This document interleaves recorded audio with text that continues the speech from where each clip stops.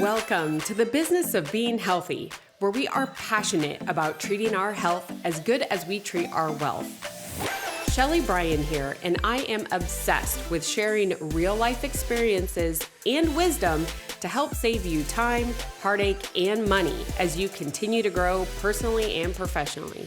Twice a week, we push aside that BS to take massive intentional action.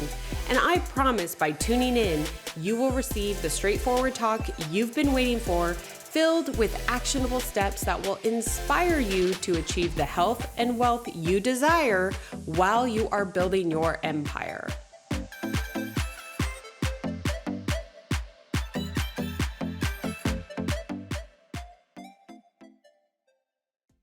Welcome back to another episode, which is actually a two-part series of the business of being healthy. I'm your host, Sheley Bryan, and I am so excited for today's part one of the two-part series. And this is one that honestly is truly going to change the way that you currently think about your health. So I am bringing it back to a little bit of that business finance that you remember from my history. And of course, I'll be weaving in some health with today's episode. So let me start off by asking you a question. Reflecting on your current health program and mindset, are you investing or are you transacting? Now, when you're hearing this episode, we're well into Q1 of 2023. And right now is about the time when those New Year's resolutions start wearing and start kind of losing their strength. So today's episode is actually, like I said, a two-part series where I want to discuss your perspective in relationship to your health. And then in part two, we are going to include some guidance to redirect you and bring you back to those long-term goals and resolutions with more clarity and purpose-driven action. Let's start off by talking about those two terms I initially asked you about, investing or transacting. Okay, so when I look up the definitions of invest, it says to expend money with the expectation of achieving a high profit or material result by putting it into financial plans, shares, or properties. Few words I just want to point out to you is that expectation, achieving a high profit or material result, and using money as your tool. Now let's look at transacting, which is to carry on the operation or management of a transaction. For example, when you enter into a deal with someone by buying and selling something or some service, once the transaction is done, it's completed, and there is no expectation for what is laid out except the two deal points of you're paying for something, you're receiving something, and it's done.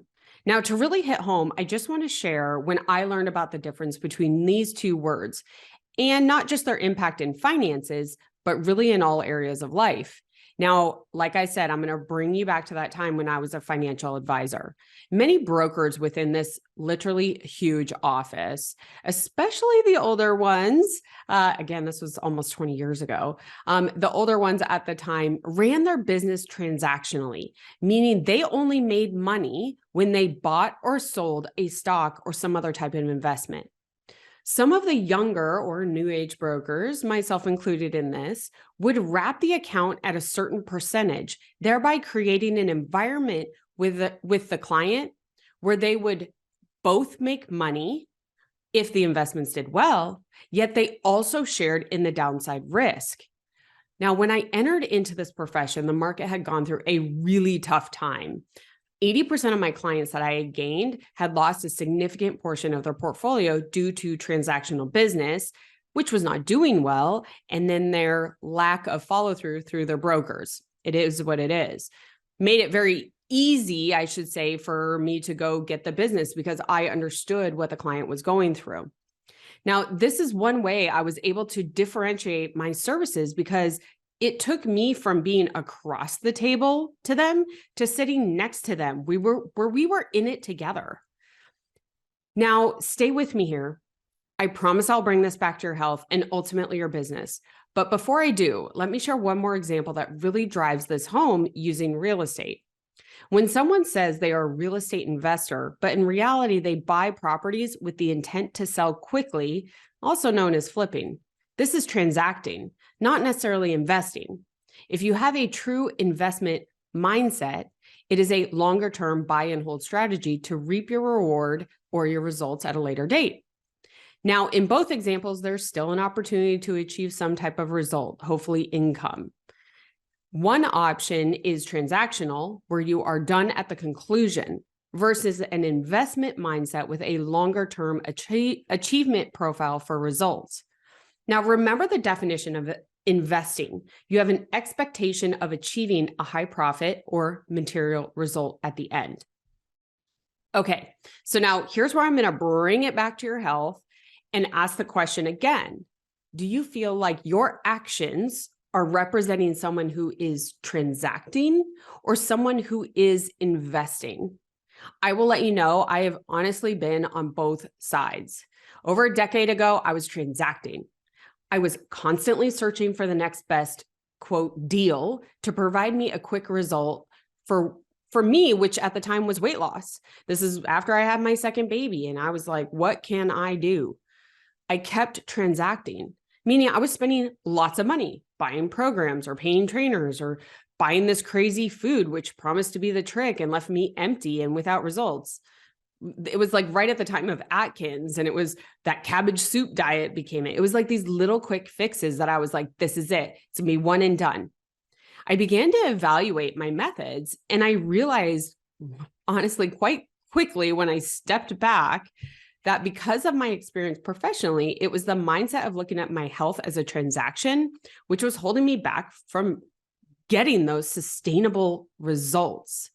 Now, this is when my entire perspective changed on health, and I became a true investor. And I honestly, I hope you follow me on social media, but I tell you that those investments in my health have reaped unimaginable rewards and still do, both with my health, my relationships, my business transaction, the relationship I have with my family and my loved ones. It's incredible when you change this mindset. Now, I want to share with you a couple examples of each so that you can see the difference if there's still kind of like any, like, I don't really get it, Sheley. So with transacting, you're eating healthy when it's convenient. Working out or exercising is pretty inconsistent. You're making deals with yourself. Who has said this? I'm literally raising my hand if you're on YouTube, such as, I ate healthy during the week, so I have earned this burger and fries and milkshake and ice cream and beers. Not planning ahead for your meals. That's another transaction. Purchasing diet program after diet program. I mean, realistically, if you took a minute and thought about over the last, you could do year, but I would even challenge you to go farther, last 5 years, how much you have spent on diet programs, it would shock you. Now, placing your blame on the results externally, such as it was the diet, or it was my travel schedule, or the kids got sick, or I was in a growth period in my business. Those are all external. Your results are on you. So that's a transactional mindset when it comes to your health. Now, investing is you're creating a new nutrition plan which matches your lifestyle and desired results. You're seeking to understand how your actions have placed you in your current position and asking for help or guidance to get you to your new level of success. You're taking away the expectation of a timeline, meaning there is no end date, and your changes and your new reality are for life.